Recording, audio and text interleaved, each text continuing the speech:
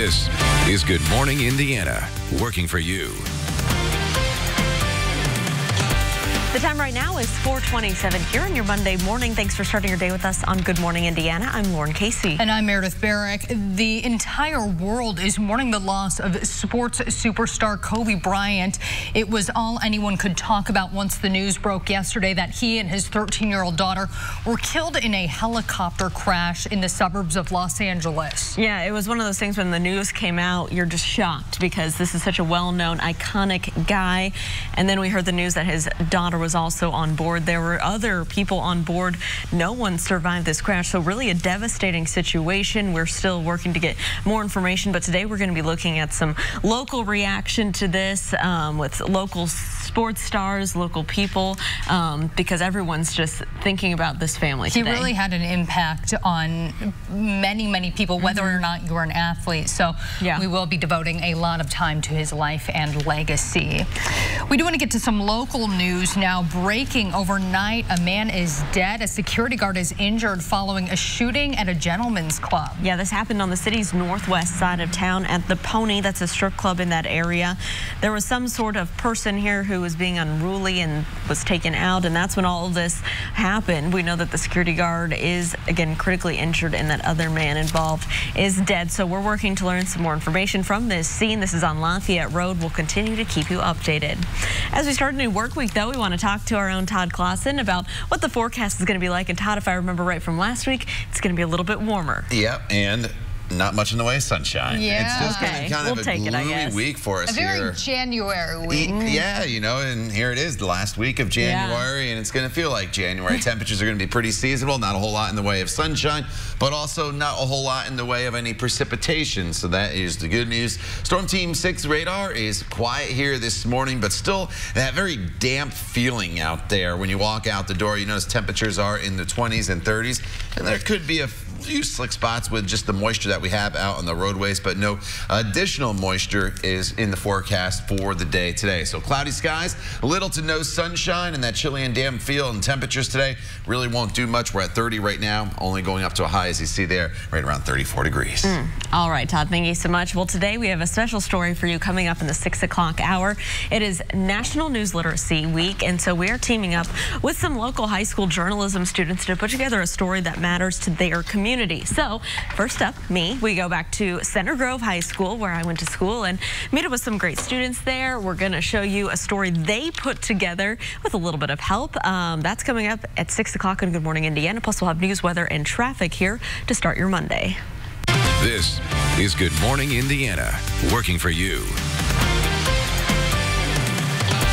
Now at 4:30 on Good Morning Indiana, the world is mourning the loss of basketball legend Kobe Bryant after he died in a helicopter crash Sunday morning. We're following the latest on that investigation and taking a look back at his life and legacy. Plus, today we could learn more details about what led up to a deadly police shooting in Lafayette.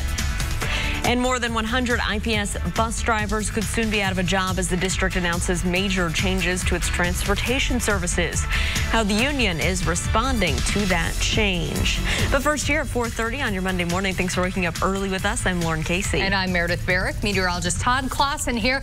Todd, it seems as though you got a pretty easy gig this week. Not much going on weather-wise. No, but I wish I could stand here and say it was going to be sunny all week. It's a lot easier that way compared to having to tell you it was going to be a lot of clouds in the forecast throughout the entire week. The outside temperature right now sits at 30 degrees, so we are below freezing in the city and also below freezing in many outlying locations. We're down into the 20s in Martinsville, Crawfordsville, Greencastle at 26, Richmond's at 27 degrees, as is Connorsville. And the reason why I point this out is there's still some moisture out there on the roadways. And so as we go throughout the course of the morning drive, and just know that there maybe could be a slick spot or two out there. I know the crews were out over the weekend salting, so that's going to help things, but no additional precipitation in the forecast, with the exception maybe of a flurry or two in northern locales, but that's not going to cause any issues. We're just locked in with these clouds, unfortunately, throughout the day today, and we're going to keep the clouds around throughout much of the week with temperatures that are going to be averaging above normal. Today's high, Lauren,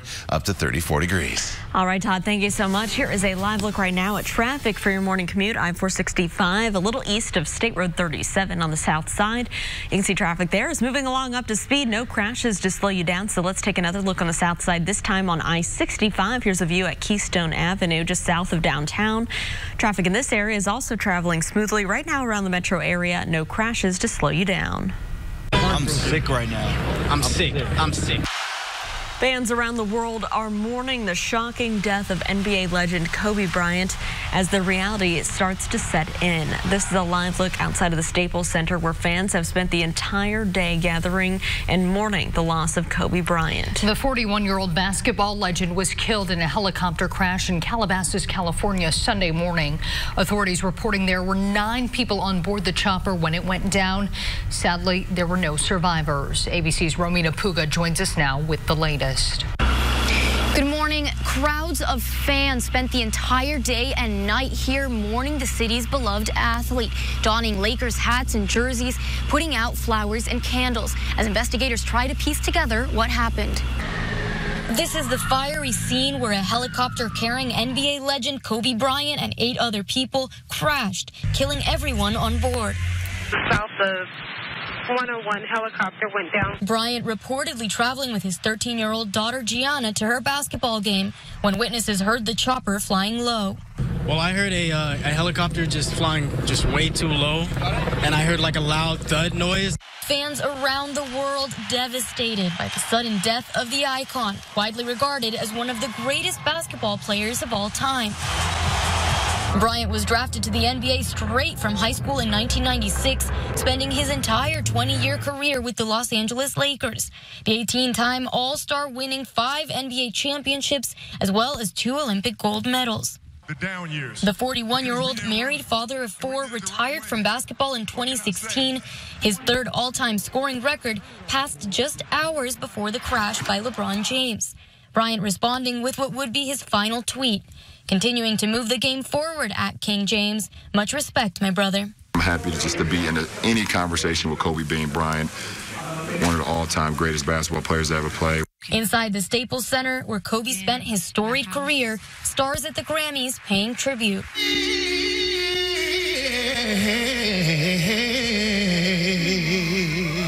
Fans gathered outside. And fellow NBA greats honoring Bryant on social media. Shaquille O'Neal posting on Instagram that there are no words to express his pain, calling Bryant his brother. Michael Jordan echoing that, writing, "I am in shock," calling Bryant a fierce competitor, one of the greats of the game and a creative force. The NTSB is now investigating the crash, looking into the helicopter's maintenance records, trying to determine a cause. Overnight, Los Angeles buildings lighting up in purple and gold to honor the athlete. In Calabasas, California, Romina Puga, ABC News. Well, authorities say it could be days before the rest of the victims' identities are confirmed. We will, of course, continue to monitor the situation and bring you any latest developments as they come into our newsroom. Back here locally, we do want to get to some news from overnight. One person is dead following a shooting on the city's northwest side. Police were called to the Pony on Lafayette Road around 2:30 early this morning. Officers on scene say a man was causing trouble inside the Pony and had to be removed by security. He began to drive away but circled back and began shooting at the security guard. The guard returned fire, killing the man. The security guard was hit and taken to the hospital for surgery, according to police. We are still learning more details about the incident, and we will keep you updated. In Lafayette, Indiana, a review board is scheduled to meet today to discuss a deadly police shooting. The incident happened last Monday around 2 in the afternoon. Police were called out to 23rd and State Streets on a report of a man with a gun. They say an officer shot and killed the man during negotiations to get him to surrender. That officer has been identified as Nathan Stone King, and a 4.5-year veteran with the department. Right now, Stone King is on paid administrative leave pending the outcome of this internal investigation, which is department policy anytime an officer uses their firearm. Several IPS bus drivers will attend tomorrow's school board meeting in hopes of getting answers. Last week, the district announced major changes to its transportation department, putting the jobs of more than 100 drivers in question. Beginning in July, IPS will no longer operate its own transportation department. Instead, a company called First Student will operate all 305 bus routes. While the change is expected to save IPS an estimated $7 million, about 135 drivers could be out of a job. We spoke to David Robertson, the executive director of the Bus Drivers Union, who says there are now more questions than answers. Those folks that have been that have been employed with IPS transportation for years, these folks have been loyal on both ends, and to say, oh, you got to reapply, that's kind of a slap in the face to workers.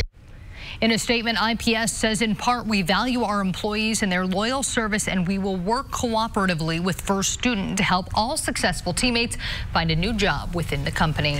New this morning, a federal appeals court has sided with a Lafayette couple who's challenged Indiana's birth records law. The Lafayette couple argued that law discriminates against them and their children because birth certificates don't account for same-sex spouses as parents. This reaffirms a lower court's ruling in a 2015 case filed by Ashley and Ruby Henderson.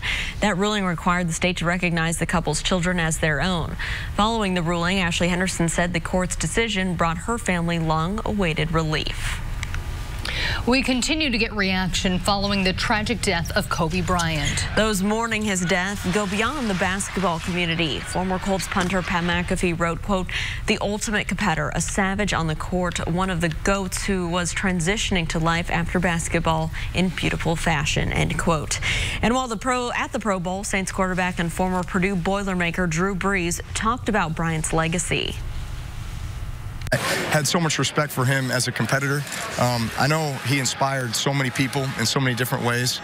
I mean, one of the great competitors of any generation, not just with sports, but I think just, you know, the way he approached a lot of things and what he was doing now after basketball. So I pray for him. I pray for his family. I know we don't know all the details yet, but it's a tragic loss.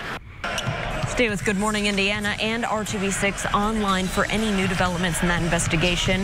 You can go to our website, theindychannel.com, and you can also find a photo gallery, reaction, and more. Another case of the deadly coronavirus has been confirmed in the U.S., bringing the total number to 5. Coming up, how health officials are responding to the continuing spread of the disease. Plus, Cincinnati is taking major steps towards removing housing barriers for renters. Straight ahead, details on the new law that will save people in the city some major cash. Todd. And Lauren, there is a few flurries out there this morning in northern locations, but other than that, just lots of clouds and a damp feel as you start off your work week here across central Indiana. We'll talk about the rest of today and look beyond to let you know what you can expect as we work our way throughout the entire week coming up in your Storm Team 6 forecast. The time now is 4:39. Stay with us. We'll be right back. Only on RTV6 News. Welcome back. One person is heard following an attack on a U.S. embassy in Iraq. Pentagon officials say 3 rockets hit the compound in Baghdad on Sunday. Authorities say the injured person has since returned to duty. The embassy is in Baghdad's green zone, where several other Western embassies are also located. The site has been the target of several attacks in recent weeks. Earlier this month, Iran launched a missile attack in that area. The Pentagon has revealed that 34 U.S. service members were injured in that attack. All were diagnosed and treated for traumatic brain injuries. Also in Iraq, at least 12 people are dead, hundreds more injured following 3 days of protests. Violence erupted just hours after a powerful Shiite cleric withdrew his support from anti-government protesters. Iraqi security forces used live ammunition and tear gas as they worked to disperse the crowds. Anti-government demonstrations started back in October.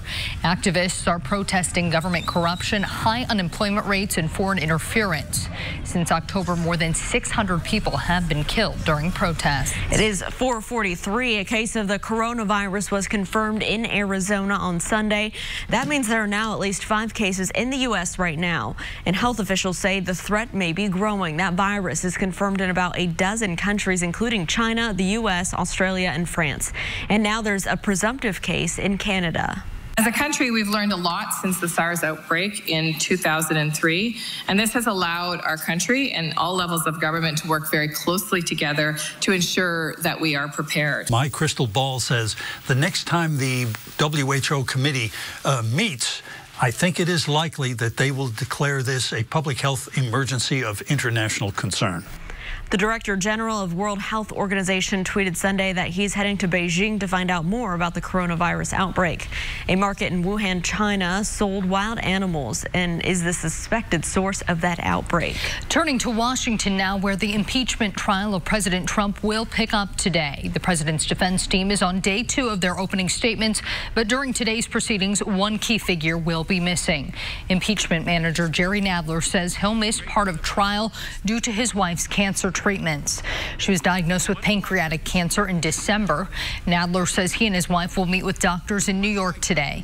The House Judiciary Chair has apologized for missing part of the proceedings, saying the trial is critically important to our democracy. It's 4:45. People across the world are remembering Holocaust victims. 75 years ago today, the Auschwitz concentration camp was liberated.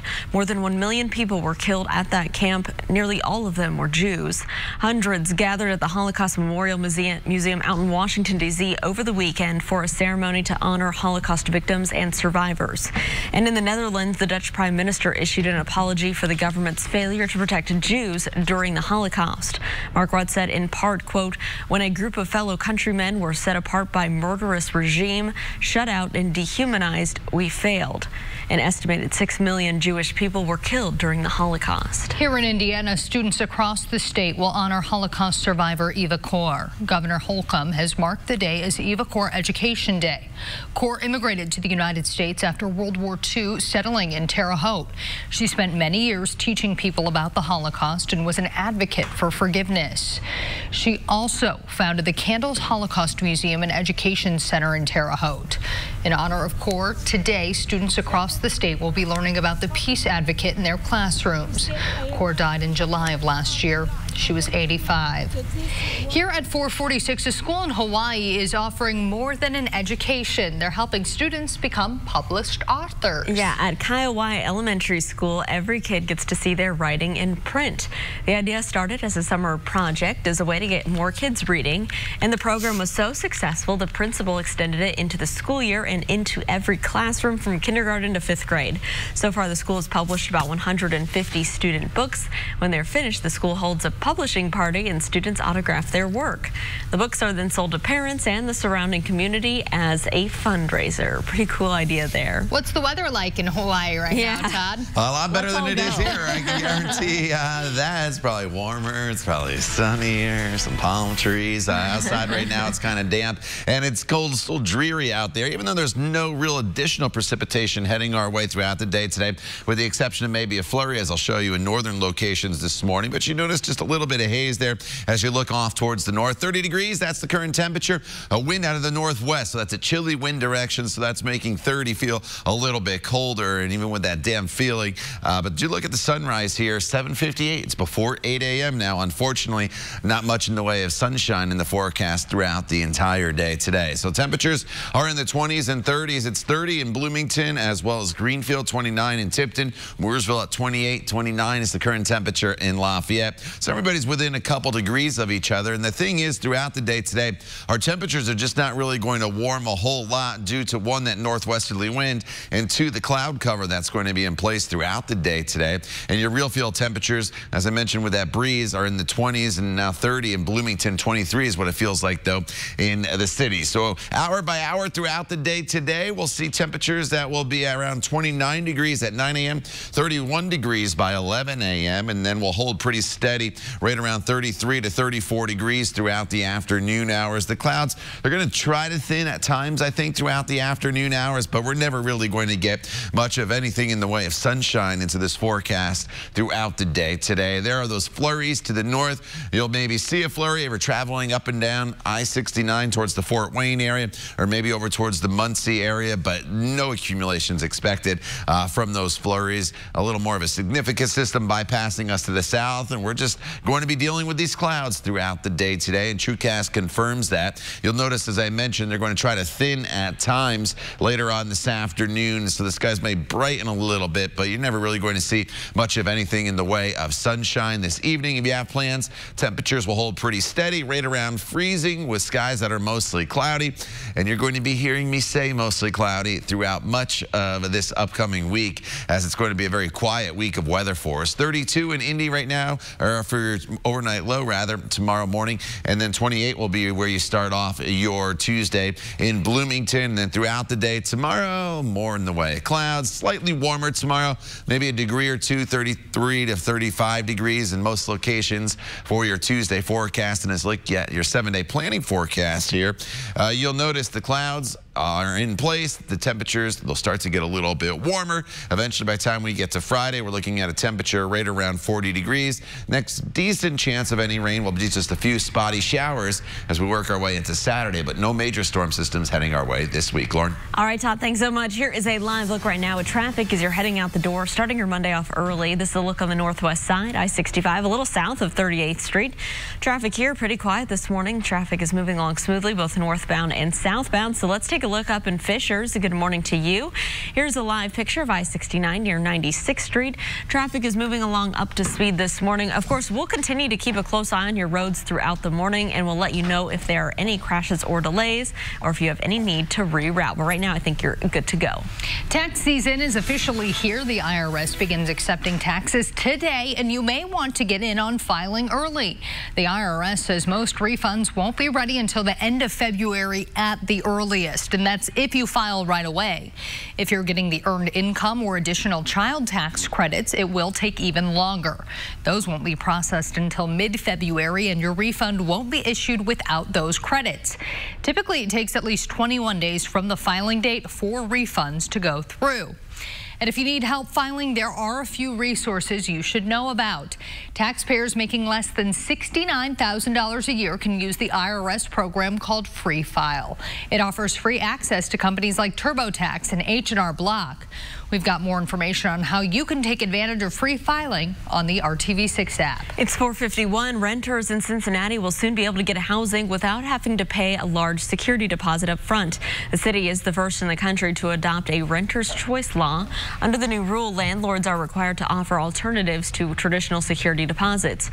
Renters have 3 choices: paying the security deposit in an installment plan over 6 months, pay a reduced security deposit no more than 50% of the first month's rent, or get rental security insurance. That option requires renters to pay an insurance company a non-refundable monthly fee instead of a deposit. The law goes into effect in April. Another mall staple is going out of business. Papyrus, best known for selling stationery and upscale greeting cards, is folding. Sherman Fine Paper, which owns the brand, filed for Chapter 11 bankruptcy Thursday. It's closing all 254 of its stores in the U.S. and Canada. That includes the location at the Fashion Mall and one in Mishawaka. More than 1,000 workers will also be out of a job. The company blames the closure partly on an overexpansion of stores and its inability to fully recover from the 2008 financial crisis.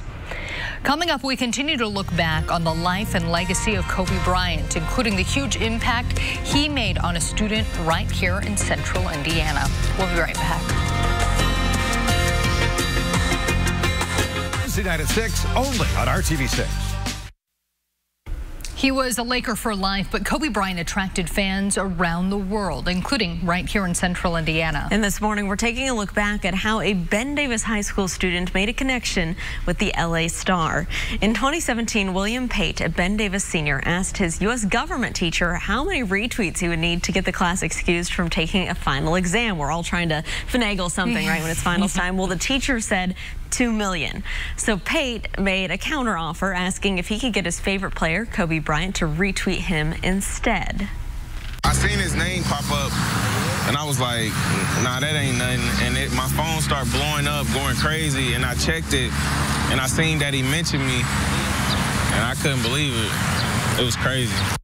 Not only did Bryant retweet Pate's message, he responded saying, quote, hope you have an A in that class. The Wayne Township superintendent thanked Bryant for responding on Twitter, writing, great lesson in the power of social media, true teachable moment. And that is something we've seen here in the past. Gosh, it's been less than 24 hours. Hard to believe isn't that crazy? How important education was to Kobe Bryant and how community was important to him. So such a loss, no matter if you lived in Los Angeles or if you're here in Central Indiana.